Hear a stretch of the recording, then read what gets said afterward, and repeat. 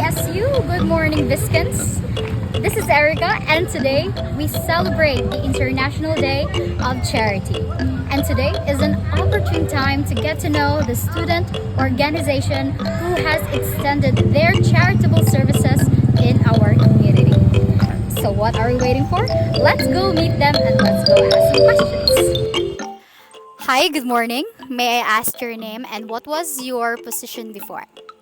Hello, I am Elle, I am Siren Jacarais, Vilarias Jr. former president. Secretary of Organization.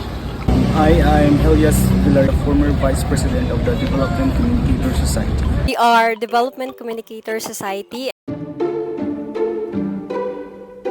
Ang konsepto sa akin ng kawanggawa ay gusto ko yung mga tao may maramdaman na may nakikinig sa kanila, at para sa akin ang kawanggawa ay ito ay bunga ng masigsigang effort ng mga volunteers natin na may isang puso para sa komunidad.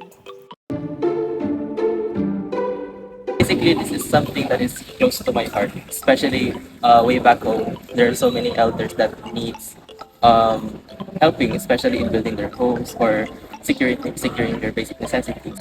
So that is why I use those experiences as my motivation to become more active, especially in charity works. I always believe that our participation can inspire others to transform significant changes in the community.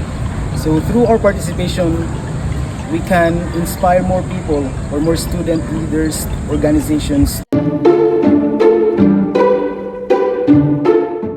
Ginawa namin last Christmas sa mga bata sa Patag ay ang mangyayari, gagawin na siyang tradisyon ngayon at upcoming na mga gagawin sa org. Bali tradisyon na siya na dapat every Christmas ay may ganap para sa mga bata.